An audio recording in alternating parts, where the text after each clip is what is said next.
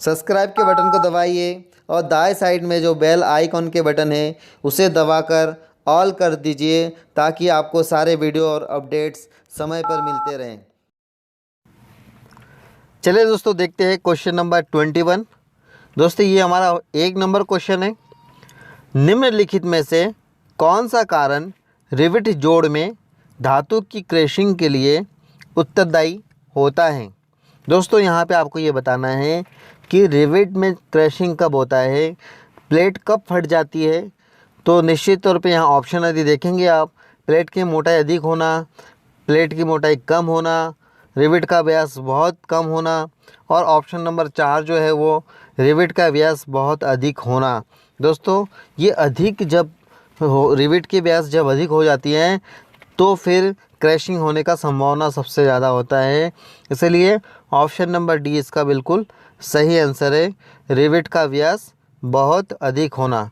Okay दोस्तों, अब हम क्वेश्चन नंबर 2 को देखते हैं, अर्थात 22 को देखते हैं। निम्नलिखित में से कौन सा स्टैक डबल एंडेड आश्रय प्रदान करता है। दोस्तों स्टैक आपको मालूम होगा, जैसे half moon stack, fennel stack, hearse stack, crossing stack, ये सब आपने सुना होगा।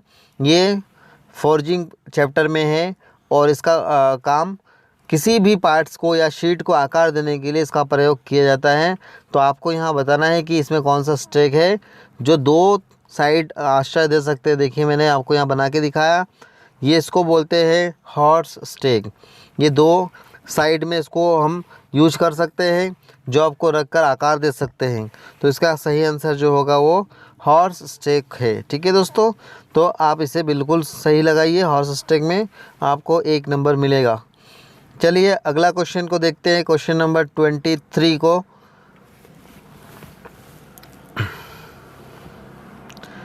सूत्र द्वारा रिवेट की लंबाई ज्ञात कीजिए। यदि किसी रिवेट का व्यास 6 मिलीमीटर तथा 3-3 मिलीमीटर के 2 प्लेट को जोड़ना हो तो आवश्यक रिवेट की लंबाई क्या होनी चाहिए। तो दोस्तों यहाँ पे आप एक फार्मूला लगाना, L = T + 1.5D। इस फार्मूला को जब लगाएंगे तो इसका आंसर 15 आ जाता है। इसे आप सॉल्व करके देखिएगा, मैंने आपको यहाँ पर फार्मूला लिख के दिखाया है। जब आप सॉल्व करेंगे तो ऑप्शन को एक बार देख सकते हैं आप, 10.5, 15, 13.50 और आंकड़ा अपर्याप्त। तो दोस्तों यहाँ देखिए इस प्रकार से सॉल्व होता है ये, और ये 9 + 6 15 हो जाता है। ठीक है दोस्तों, तो इस प्रकार से आप इसे सॉल्व करना। चलिए हम अगला क्वेश्चन देखते हैं। इसका ऑप्शन जो है बी बिल्कुल सही आंसर है। अब हम क्वेश्चन नंबर 24 को देखेंगे दोस्तों। 24 नंबर क्वेश्चन देखिए, इस प्रकार के वेल्डिंग का प्रयोग रेलवे क्रैशिंग, शाफ्ट, कास्टिंग के बड़े बड़े भागों तथा बड़े बड़े गियर को वेल्ड करने के लिए। दोस्तों गियरों को वेल्ड करने के लिए जो सबसे ज़बरदस्त मेथड है ये एक थर्मिट वेल्डिंग होता है। ठीक है दोस्तों, इसमें एल्यूमिनियम के पाउडर और आयरन के ऑक्साइड ये 2 यूज करते हैं। देखिए रेलवे क्रैशिंग, शाफ्ट, कास्टिंग ये सब जगह में इसका प्रयोग होता है। एक प्रकार के रासायनिक वेल्डिंग होता है, अर्थात दोस्तों ये केमिकल वेल्डिंग है। ठीक है, इसे आप बिल्कुल ध्यान रखिएगा, और कई बार एग्ज़ाम में ये क्वेश्चन आ चुका है, इसलिए आप थर्मिट वेल्डिंग को सही लगाना। ठीक है, और आर्क वेल्डिंग आपको पता होगा। देखिए यहाँ पे आयरन ऑक्साइड और एल्यूमिनियम के पाउडर मिलाकर जब थोड़ा सा हीट करते हैं तो बहुत तेज़ मात्रा में ये हीट जनरेट करती है। थर्मिट वेल्डिंग इसका सही आंसर होगा। और बाकी वेल्डिंग हम जानते हैं, gas welding, arc welding, forge welding. ठीक है, ओके। चलिए अगला क्वेश्चन देखते हैं, क्वेश्चन नंबर 25। वामावर्ती वेल्डिंग, ठीक है, ये लेफ्टवर्ड वेल्डिंग होता है। तकनीक में ब्लो पाइप और टीप के बीच का कोण क्या होता है। दोस्तों इस प्रकार से देखिए, एक साइड ब्लो पाइप है और एक साइड फीलर रॉड है, उसके बीच के जो एंगल होता है आपको बताना है, उसके बीच के एंगल।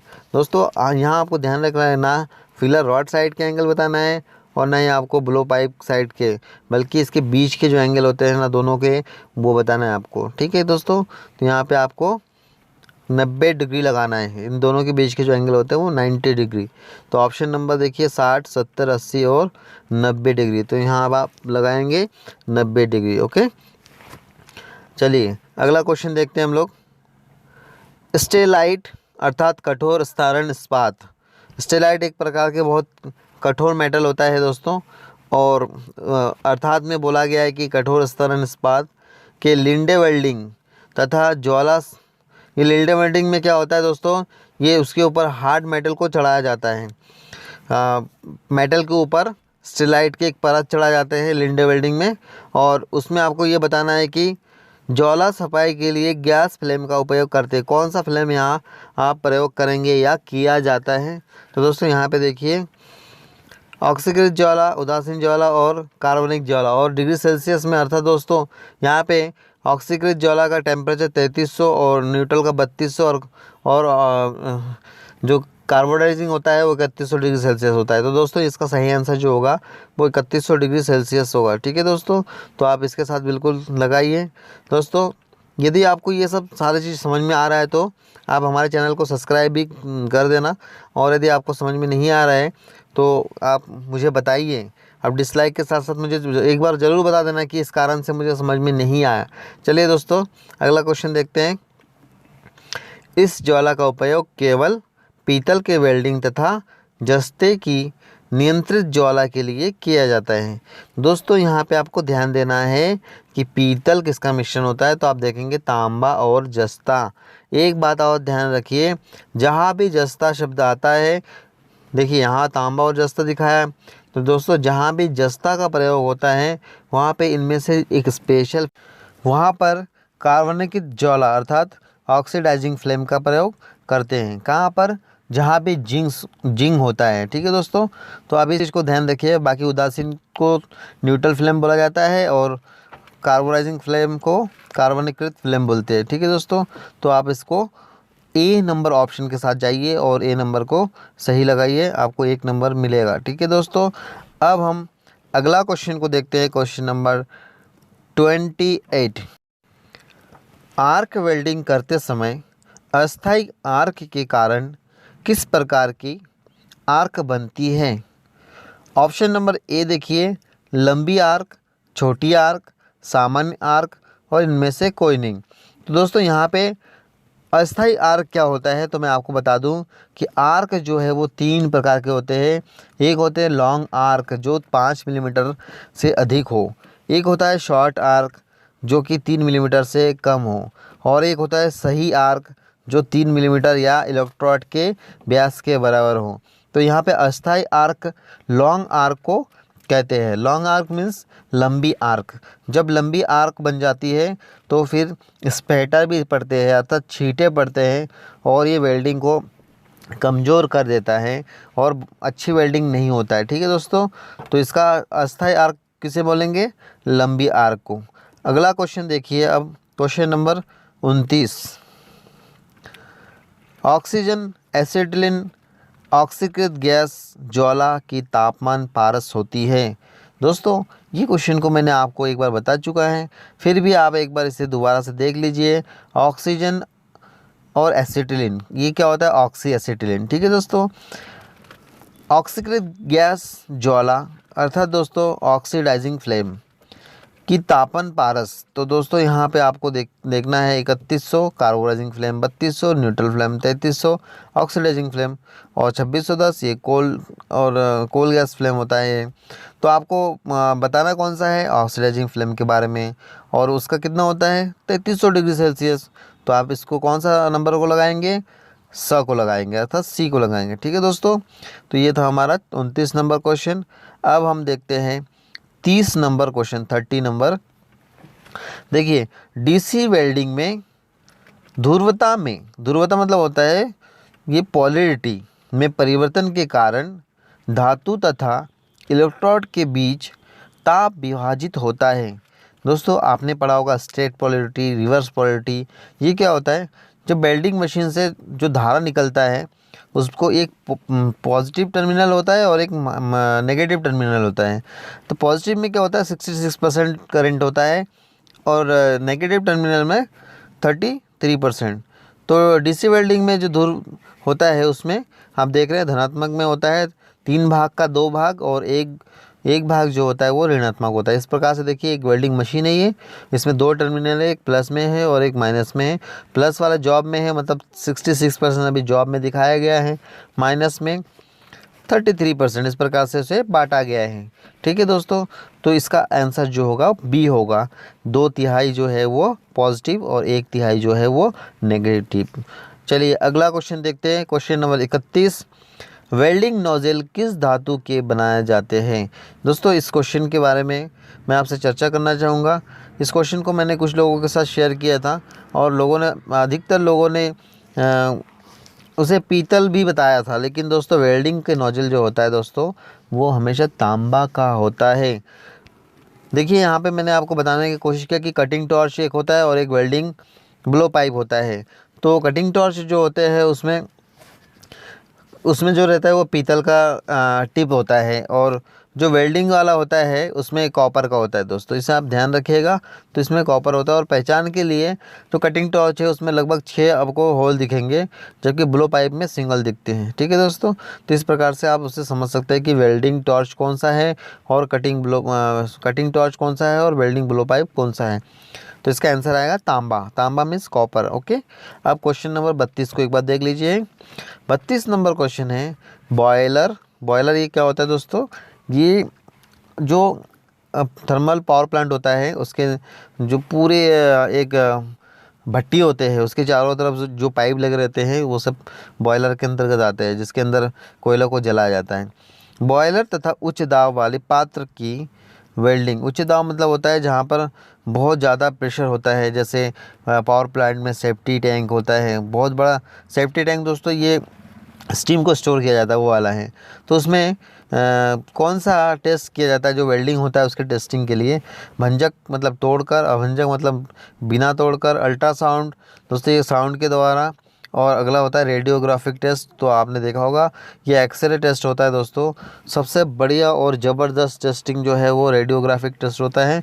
इसके लिए बड़े बड़े टेक्नीशियन भी होते हैं और बड़े बड़े लैब भी होते हैं टेस्ट करने के लिए। तो इसका आंसर होगा डी। ओके, अगला क्वेश्चन देखिए, क्वेश्चन नंबर 33, 5 मिलीमीटर व्यास के इलेक्ट्रोड के लिए विद्युत धारा की सेटिंग होनी चाहिए।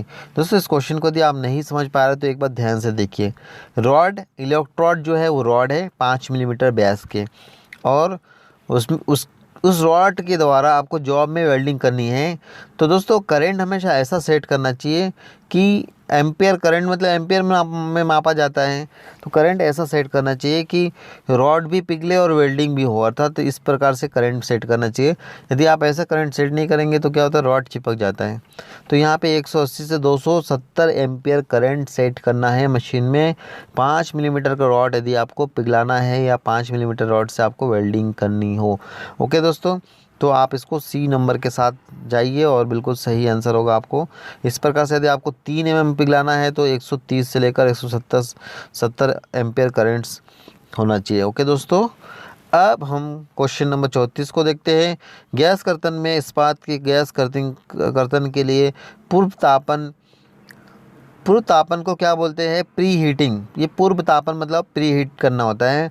तो आपको कटिंग करना है तो प्री हीटिंग टेम्परेचर कितना रखना है, तो आपको रखना है 900 डिग्री सेल्सियस दोस्तों। ठीक है, आपको पता होगा कि जब कटिंग किया जाता है तो सबसे पहले उसे हीट करते हैं, हीट करके पहले प्री हीट करते हैं, प्री हीट करके जब वो अच्छा लाल हो जाता है उसके बाद फिर ऑक्सीजन को छोड़ा जाता है। और कटिंग करते समय ऑक्सीडेशन के कारण ही कटिंग होता है, ना कि मेल्टिंग के कारण। दोस्तों इस चीज़ को आप ध्यान रखिएगा, इसको आप ध्यान रखेंगे तो आपको कभी भी 1 नंबर मिल सकता है दोस्तों। ये क्वेश्चन इंपॉर्टेंट है कि गैस कटिंग में क्या होता है, तो आपको बताना है कि ऑक्सीडेशन होता है और उसके द्वारा मेटल को जला दिया जाता है, और ये एक फोर्स होता है ऑक्सीजन का, उसके द्वारा वहाँ से मेटल को रिमूव भी कर देते हैं। ठीक है दोस्तों, अगला क्वेश्चन देखिए, क्वेश्चन नंबर 35। ये क्वेश्चन इंपॉर्टेंट था दोस्तों, इसलिए मैं आपको अच्छे से बताया इसे। वेल्डिंग कार्यशाला में किस प्रकार के अग्निशामक का प्रयोग करना चाहिए। दोस्तों आमतौर पर लोग हमेशा डी को लगा के आते हैं, बोलते हैं कि इलेक्ट्रिक आग बुझाने के लिए हेलोजन गैस का प्रयोग करते हैं या ब्रोमोक्लोराइड, फ्लोरोमीथेन ये सब यूज करते हैं एक्सटिंग्विशर के बारे में। लेकिन दोस्तों आपको मैं बता दूं कि यहाँ पर खास करके वेल्डिंग शॉप में आपको CO2 गैस का प्रयोग करना चाहिए, क्योंकि CO2 गैस जो है वो साफ़ सुथरा है। और यहाँ पे आपको जब आप इसका प्रयोग करेंगे तो आप इसे आसानी से सभी प्रकार के उसके जो मेटल है उसका भी हीट हो या उस प्लास्टिक हो या कोई भी प्रकार की आग हो, सभी आग को कंट्रोल कर सकते हैं। इसलिए एक स्पेशल है ये CO2 अग्निशामक जो होता है उसका प्रयोग वेल्डिंग शॉप में करना चाहिए। और एक इम्पॉर्टेंट क्वेश्चन है दोस्तों, ये 2-3 बार क्वेश्चन रिपीट हो चुका है, इसलिए आप CO2 के साथ ही जाइए, आप दूसरे ऑप्शन के साथ ना जाए। ओके दोस्तों, यदि आमतौर पर यदि आपको बिजली की आग बोलते तो आप हेलोन या BFC का प्रयोग करेंगे, लेकिन वेल्डिंग शॉप में बोले तो आप CO2 का प्रयोग करेंगे। और यदि आपको मेटल के बारे में बोला जाता है तो मेटल में भी आप डी फायर एक्सटिंग्विशर का प्रयोग कर सकते हैं। ठीक है दोस्तों, अगला क्वेश्चन देखिए, question number 36। Electric arc welding में प्रयोग किए जाने वाले आर्क होती है। देखो मैंने एक आपको मशीन बना के दिखाया, ये माइनस और प्लस टर्मिनल वाले। मैं आपको बता देता हूँ कि इलेक्ट्रिक आर्क वेल्डिंग में क्या होता है दोस्तों, करंट जो है उसको बढ़ा देते हैं मशीन के द्वारा, वोल्टेज को कम कर देते हैं और करंट को बढ़ाकर उस करंट से हम वेल्डिंग करते हैं। तो करंट को क्या, तो दोस्तों करंट को एम्पियर में मापा जाता है और V मतलब वोल्ट। तो यहाँ पे वोल्टेज को कम, निम्न वोल्टेज और उच्च धारा मतलब होता है हाई एम्पियर होता है। तो ऑप्शन नंबर डी इसका बिल्कुल सही आंसर है दोस्तों। लो वोल्टेज और हाई करंट वेल्डिंग मशीन के सिद्धांत होता है। ठीक है दोस्तों, अगला क्वेश्चन देखिए 37 नंबर क्वेश्चन। उच्च घंटी इस्पात में कटर के कौन सा रैक एंगल दिया जाता है। दोस्तों यहाँ पे आपको ये जो मेटल है उच्च घंटी इस्पात, ये हाई स्पीड स्टील के बारे में बताया गया है दोस्तों। इसका जो इंग्लिश वर्जन है उसके साइड में लिखा हुआ होता है कि ये हाई स्पीड स्टील है। और हाई स्पीड स्टील में कौन सा रैक कोण दिया जाता है, तो यहाँ आपको बताना है। ठीक है, क्वेश्चन को एक बार फिर से देख लीजिए। उच्च घंटी इस्पात के कटरों पर कौन सा रैक एंगल दिया जाता है। यदि हाई स्पीड स्टील के टूल हो तो उसमें कौन सा एंगल देंगे, तो उसमें आपको देना है पॉजिटिव रैक एंगल। ठीक है दोस्तों, हाई स्पीड स्टील टूल के लिए। ओके, इसमें पॉजिटिव नेगेटिव और ये भी दोनों है, लेकिन आपको पॉजिटिव रैक एंगल देना है। इसी प्रकार से जब आप अगला क्वेश्चन देखेंगे तो इसका ऑपोजिट हो जाएगा। सीमेंटेड कार्बाइड कटर में कौन सा रैक एंगल दिया जाता है। तो दोस्तों आपको पता होगा कि सीमेंटेड कार्बाइड है तो बहुत ज़बरदस्त टूल, लेकिन ये झटके नहीं सहन कर सकते हैं और ये हमेशा नेगेटिव रैक इस पर दिया जाता है, क्योंकि पॉजिटिव रैक एंगल देने से ये टूट जाता है। इसलिए आपको हमेशा ध्यान रखना है कि इसमें सीमेंटेड कार्बाइड कटर में आपको नेगेटिव रैक एंगल देना है। इस प्रकार ऑप्शन आपको दोनों दिखेंगे, पर आपको देना कौन सा है दोस्तों, नेगेटिव रैक एंगल। दोस्तों ये सारे क्वेश्चन जो है बहुत इंपॉर्टेंट क्वेश्चन है। मैं आपको इस क्वेश्चन को बारी बारी से बता रहा हूँ। आपको ये वीडियो कैसा लग रहा है मुझे आप ज़रूर बताना दोस्तों। और यदि आपको बहुत अच्छा लग रहा है ना, तो आप लाइक के साथ साथ कमेंट्स और शेयर, सब्सक्राइब ये सब ज़रूर कर देना दोस्तों। उससे क्या होगा कि आपको लगातार वीडियो मिलता भी रहेगा और मेरा हौसला भी बुलंद रहेगा। इस प्रकार से आप हमारे चैनल को भी आगे बढ़ाते रहिए। चलिए अब हम क्वेश्चन नंबर 39 को देख लेते हैं। मिलिंग कटर पर, मिलिंग मशीन की जो कटर होता है वो आपने देखा होगा, रैक कोण दिया जाता है। तो दोस्तों कोई भी कटर हो, मिलिंग हो, लेथ हो, सभी मशीन पे कटर पे एंगल तो देना ही पड़ता है, क्योंकि वही तो चिप्स निकालता है, वही तो टूल को धार बनाता है। तो यहाँ आपको बताना है कि मिलिंग कटर में आमतौर पर कितना डिग्री रैक कोण दिया जाता है। तो आप यहाँ पे देख रहे होंगे कि 5 से 15 डिग्री, 15 से 20, और यहाँ एक ऑप्शन जो है वो 5 से 15 रिपीट हो गया है। तो दोस्तों इसका सही आंसर भी 5 से 15 डिग्री ही है, पॉजिटिव रैक दोस्तों। तो इसे आप ध्यान रखिएगा, इसका आंसर होगा ए। मिलिंग कटर पर 5 से 15 डिग्री रैक कोण बनाया जाता है या दिया जाता है। ठीक है दोस्तों, अब हमारा question number 40। Open hearth furnace में प्रयोग किए जाने वाले चार्जिंग धातु है। दोस्तों ओपन हार्थ फर्नेस में स्टील बनाया जाता है, अच्छी क्वालिटी के स्टील। और इसे आपने पढ़ा होगा कि ओपन हार्थ फर्नेस में ऑक्सीजन और गैस वगैरह छोड़ा जाता है। इसके बारे में हमने वीडियो बनाकर हमारे चैनल या आपके चैनल में बहुत अच्छे वीडियो डाला है। पूरे हीट ट्रीटमेंट और मेटल के बहुत सारे वीडियो हैं, 100+ वीडियोस है, तो आप उन सभी वीडियो को ज़रूर देखिए। ठीक है दोस्तों, और इसको आप आंसर बताने की बारी है। तो मैं आपको बता दूं कि यहाँ पर पिग आयरन और स्टील के स्क्रैप को मिलाकर ओपन हार्थ फर्नेस के अंदर डाला जाता है। उसके बाद इसमें हॉट एयर और हॉट गैस को छोड़ा जाता है। ये आप पढ़ेंगे तो आपको बहुत अच्छे से पता चलेगा। और इस प्रकार से ये प्रोसेस को कंप्लीट किया जाता है। इसमें जो गैस है और हॉट एयर है इसको कंट्रोल करना बहुत आसान होता है, इसलिए एक स्पेशल प्रोसेस होता है दोस्तों। तो इस प्रकार से ये हमारा ऑप्शन नंबर ए बिल्कुल सही है। और ये था हमारा 40 नंबर का क्वेश्चन। दोस्तों वीडियो आपको कैसा लगा मुझे बताइएगा। Thank you for watching. ये मेरा नंबर है दोस्तों, और यदि आपको बहुत अच्छा लगा हो तो इस हमारे वीडियो को शेयर करिए और सब्सक्राइब ज़रूर करें दोस्तों। Thank you for watching. आप देखते रहिए समृद्धि टेक्निकल। Thank you.